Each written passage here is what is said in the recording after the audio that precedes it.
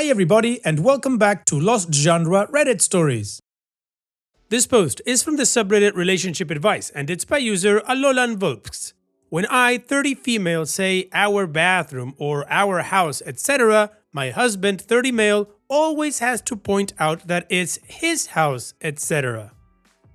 He'll stop me and say, my house, and when I get upset he goes, it's my house, but since I'm yours, you get to live in it, or something similar. It makes me feel so crappy when he does that. He sort of does it jokingly, but it happens without fail almost every time. I've tried to tell him it's hurtful, and he just laughs and says he's kidding. For context, he bought the house last year right before we got married, and I was part of the entire process since we already lived together. However, he put his savings into the down payment, and it was his name on everything for obvious reasons. I had recently spent the last of my savings to pay off student loans and was only doing freelance remote work. So I wasn't really bringing in much money and was trying to focus on my mental health. He has a really good paying job and always said he was happy to support me. I've even talked about getting a job in my field again and if that would make him happy, and he assured me I don't need to. Cool. But now it just feels like because his money is what buys mostly everything, I'm some mooch just living off of him. Mind you, I'm pregnant with our first kid, due very soon. This was all discussed extensively that I was to be a stay-at-home mom. So why does he feel the need to hurt me like that? Does he secretly wish I was working on bringing home more money? Does he think I'm pathetic? It makes me feel like I'm an effing roommate who hasn't paid rent and he's doing me a favor. Another thing that confuses me is that if my parents or relatives ever want to give us anything, like a wedding or baby shower gift, he gets annoyed because he wants to be the one to buy that stuff for us and doesn't want to rely on other people. Alright OP, so based on what you told us, yeah, your husband's attitude sucks right now. I mean, you guys are married, you guys made a decision together as to who was going to do what, and that it's a partnership. That's what a marriage is, a team. So all of these little digs and jokes, of course, do not help teen morale. Your morale in this case. Now, you've tried telling him it's hurtful, but he laughs it off as a joke. So if I was in your situation, I would write down or I would put down everything I want to ask him regarding his attitude and then not let him laugh it off as a joke. That he truly needs to understand how hurtful his comments are and how detrimental they are to your self-worth in the partnership. And regarding that last bit about him wanting to buy everything, I think his concepts are a bit mixed up. Getting a gift from somebody for a wedding or a baby shower is not relying on other people. It's just accepting their love. And what do you guys think about OP's situation? How would you go about it, or what would you do if you were in her shoes? Let me know in the comment section, and now let's move on to the community comments to see what they said. Green Onion Crusader says, find yourself a job and quit doing anything around his house. You're in a very precarious position right now and you have no financial fallback of your own. You need to fix that. Sheesh Coco says, he's slowly eroding your value and worth. He wants to remind you that he holds all the power in this relationship. Now that you are pregnant, you are more financially dependent on him and therefore are more vulnerable. My advice is to get your own money. Your husband is a walking red flag.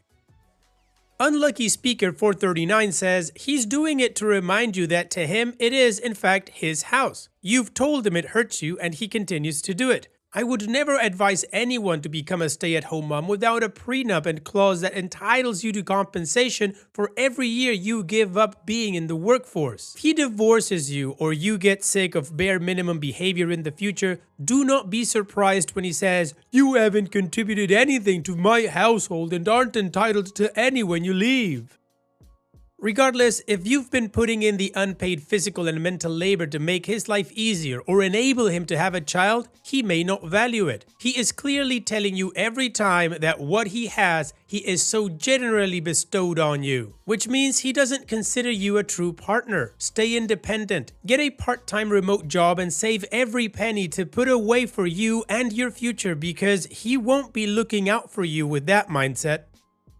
Additional information from OP's comments. There was no prenup and no mention of wanting to keep assets split after marriage, but I know the house is technically his. I've never argued that. It's the fact that I'm his wife, and even saying our house triggers him to point out the fact that it's his. That's what's upsetting. It feels like I'm not an equal in our marriage. However, I need to make clear that I do have access to our joint finances and can spend money when I want or need to. He doesn't complain about my spending his money, though he does get a text alert for every single transaction. I don't want to portray him as some controlling a-hole who doesn't let me do things, which is why all these comments saying he's controlling and narcissistic are shocking. Maybe there's truth there. Maybe I've been too blind to see it. It's tough to paint an accurate picture since I don't want to give out my entire relationship story on Reddit. I have the freedom to do whatever I want, and he is supportive. It's just little things like this that make me question his deeper feelings. Even though anytime it comes up, he reassures me he is happy to support me and doesn't think I'm any less than he is, I will start looking for jobs again soon or start accepting more freelance work. I have my own personal bank and credit card accounts that are separate from his. That's where my freelance income goes. However, I've never gotten the explicit notion he didn't want me to be financially taken care of. I think it's an ego thing or something.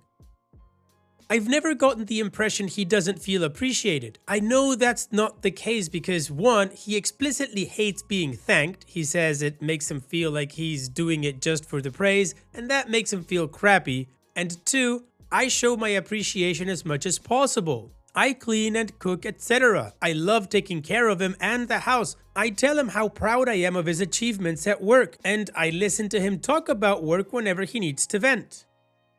Finally, I want to be a stay-at-home mom. I don't want to put my child in daycare. He and I both feel that way. The possibility of remote work is still there too, if I feel I can balance both. But I think the deeper issue lies in our communication, and that's on me too. After taking into consideration the comments and different perspectives here, I'm going to address him tomorrow and try to be as open about how I feel as I can. Thanks to everyone who felt the need to help. I do feel very validated in my concern, at the very least. Okay, so the majority of the community was trying to tell OP that he's controlling and that she should be more independent of him. And I don't particularly align with the mindset in those comments because it doesn't sound like a marriage to me. It sounds like two individuals that are independent from each other that have kids and live together. But to me, a marriage is a completely different thing. It's a partnership, it's a team. And just like in every team, each player has particular roles and responsibilities, with the clear distinction that in a marriage, regardless of the roles and responsibilities, both partners are absolutely equal. And that's why I think that the husband is being a complete douchebag and a-hole and all of that. He's not behaving like a partner. And if he doesn't correct his behavior, then I don't see a good future for this marriage. Now, after my long-winded explanation as to what I think a marriage is, it's time to move on with the rest of the story, which OP has given us 3 updates to. So let's move on with the first one. Thanks to everyone who commented. I was honestly shocked that it got so much attention and that so many people felt compelled to help. I ended up talking to him a few nights ago after I got all my thoughts down on paper and felt emotionally ready to talk about it. I said, when you point out that it's your house or that you paid for this and that, it makes me feel like I'm an unwanted guest in your house. I've told you how this makes me feel, but you still do it, which makes me feel like this isn't just a joke like you claim. I want to feel like an equal partner in our relationship, especially since we will be bringing our child into the world so soon. When we were engaged, we were both so excited to go house hunting together and make it our home for us and our future kids. You told me you were more than happy to continue working so that I could stay home to take care of the house and kids and dogs. But lately, it feels like you resent me for it. Now that I'm bringing our child into the world, I want to make sure there's no hostility or resentment between us. And I want to hear your side because I just feel hurt and I'm worried this will keep building if I don't address it now. If me going back to work and contributing to the mortgage is what you want, despite what you said to me a year ago, then let's talk about it.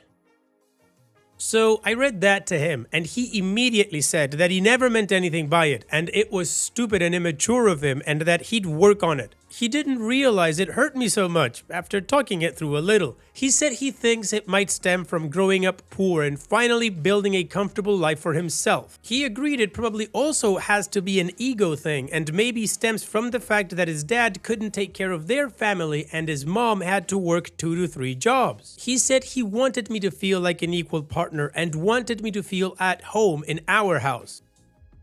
I also asked about putting my name on the deed, and he said he would. I do think he means what he says, but I also need him to prove it with his actions and words for me to feel comfortable truly. But we're moving in the right direction, and I'm glad I was able to express that to him. Thanks again for all the advice.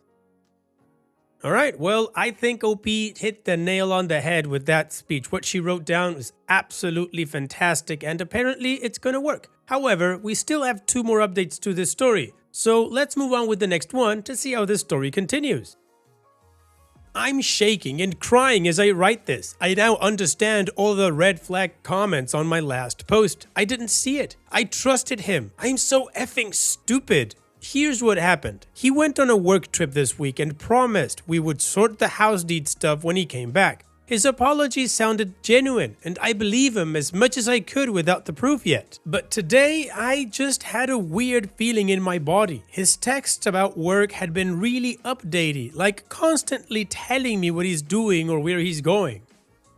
I didn't think anything of it until earlier when he said he was taking a nap and wouldn't be on his phone for a few hours. This is weird because the man despises naps. They F up his sleep, and he feels like crap afterwards. So I checked his Google Play account from our home PC. His Google account is always logged in. He probably doesn't know I know this, but I can see what apps he has or recently installed on his phone. Why is this important? When we were dating, he had a severe sexting addiction. We broke up because of it. I had suspicions and caught him. But we ended up getting back together after he swore up and down it had stopped, and even gave me permission to look at his phone whenever I wanted. I eventually stopped checking because I trusted him. A few years have passed and we're obviously now married with a baby on the way, and I've trusted him. Our intimacy has basically died since I got pregnant, but I blamed that more on myself than him because I just don't feel in the mood or sexy. He never tried anything, so I didn't have to reject him. It was just like he felt it too, I guess. I thought that was normal. So anyway, I looked at his account and saw he had installed and recently used all the apps he used for sexting on his phone. Snapchat, Telegram, WhatsApp, Instagram, and Tumblr. But the worst one, the one that broke my heart, is that he has Tinder installed. Does that mean that on his work trips, he's actually effing people? He's had a lot of work trips over the past 2 months since he won't be able to travel for a while when the baby arrives. I'm devastated and angry, and I feel so stupid that I was making excuses for him and trying to paint him in a better light when everyone was telling me to run. Now, I don't know what to do. I want to call him and tell him I know, but the only evidence I have is screenshots from the Google Play website showing me that the apps were installed and recently used. I want to get real evidence because I know he'll uninstall everything before he's back. Part of me just wants to leave and go to my parents' house 4 hours away with the pictures printed out for him to find when he gets back, but I don't think that will solve anything. Help, right? Wow, OP, I am so sorry. Your husband turned out to be a bigger a-hole. And I just want to point out that the people were telling you to run because of the whole house thing, not because they knew he was sexting or cheating in any sense. I really thought with the way that you handled it in the first update, that was going to put you guys on the right track. But with this, well, now you've got 2 choices. The first one is to confront him. You tell him that you know he's cheating and that you're out. Serve him, you're done. And the other option, which is the one that I would probably go for because I'm kind of a scorched earth mother effer when it comes to cheaters, is you don't tell him anything. You put on your best poker face and make sure that your name is on the deed as quickly as possible, and you push for that hard. And once your name is on that deed, then you file for divorce. I know you mentioned that there was no prenup, but let's make it a certainty that half of that house is yours. I don't care if you paid for it with his savings and his work. Let's call it cheating tax. And what do you guys think about OP's situation now? What do you think OP should do? Let me know once again in the comment section. And now let's move on to the final update to see how this story ends. Holy crap, it's been a week. So I ended up taking advice from some of the comments telling me to go to my parents' house. My mom recently retired, so he bought my story that she wanted to celebrate with me and treat me to a spa day. Plus, spend some time with me before the baby gets here. I just didn't trust myself not to break down or to keep my cool when he got home. I had way too much to think about and figure out. Part of me still wanted to defend him. I guess it was because I didn't tell my mom why I came to see them until yesterday when I ended up telling her everything. We are meeting with a lawyer tomorrow morning to discuss my options. I'm no longer worried about getting my name on the deed, as I just want to be done with him. All I care about now is the safety of my child and trying to make the best decisions going forward. I want to be clear, I don't care about his money. I don't want to take as much as I can from him, like some people have been saying. F that. I can start making decent money once I start working again, and I find myself incredibly lucky to have supportive parents who will let me stay with them until I get on my feet. As of now, he doesn't know anything. I've kept up my normal texts with him, keeping him updated on what I'm doing with my mom. As for getting checked for STDs, I will be getting that done in the next few days. The reason I'm not as worried about that is because we haven't had sex in months. He hasn't even tried, and I've had no symptoms. However, I do know plenty of them have no symptoms, hence why I will be getting checked. I was also tested at the beginning of my pregnancy, plus I had more recent pregnancy-related blood work, which included a mandatory HIV test. Luckily, all negative. Thank you again to everyone who helped me understand the severity of the problems in my marriage and that I need to leave him. I admit I was willfully blind to a lot of red flags, but knowing he's cheating on me again has made me painfully aware. I'm currently just trying to get through each day and will decide what else needs to be done after speaking with the lawyer.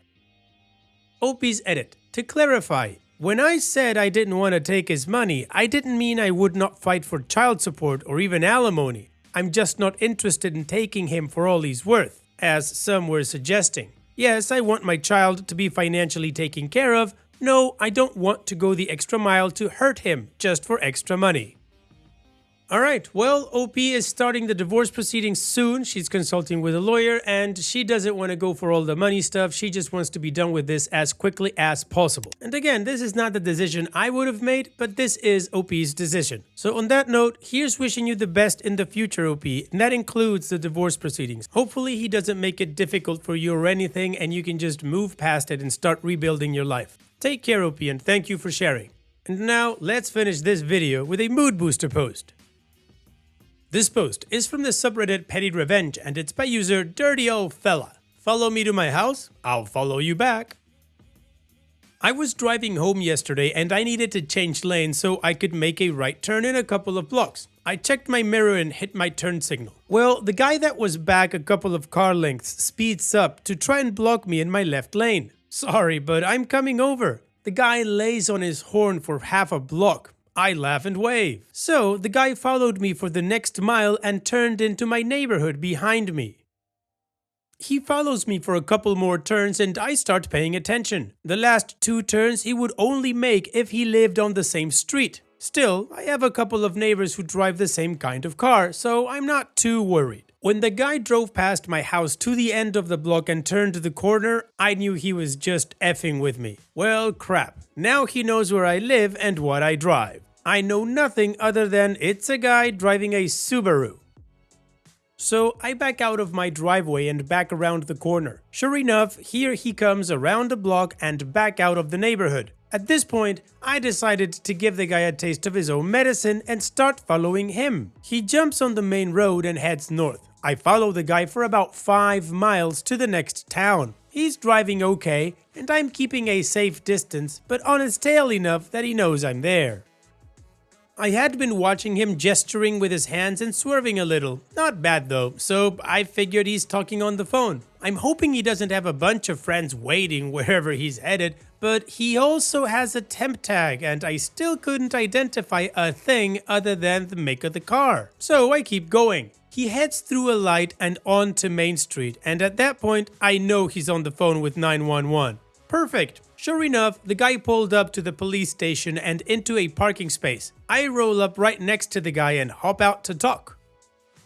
He won't even look at me, so I stick my phone camera in his windshield and take a picture of the dude. Just then, a cop walks up behind me and starts asking why I'm following the guy and videoing him. 2 more cops showed up and started asking me a bunch of questions too. So I explained that he followed me first. They go over all the things that could go wrong with me following someone, so I went over all the things that could go wrong without me following him, and I was glad he came to them.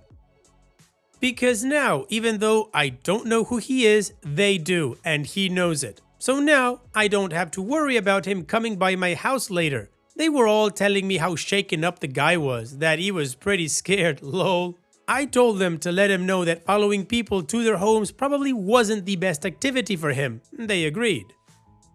Well, OP, it was a risky move, but hopefully he learned the lesson. Don't follow people to their houses. Thanks for sharing, OP. And that's it for today's video. Thank you so much for taking the time to watch it. Now, if you've gotten to this point in the video, I assume that you like these stories that I'm reading out, so here are a couple more that you might enjoy. And if you don't have any time to watch another story right now, save it for later, and also, don't forget to hit that subscribe button.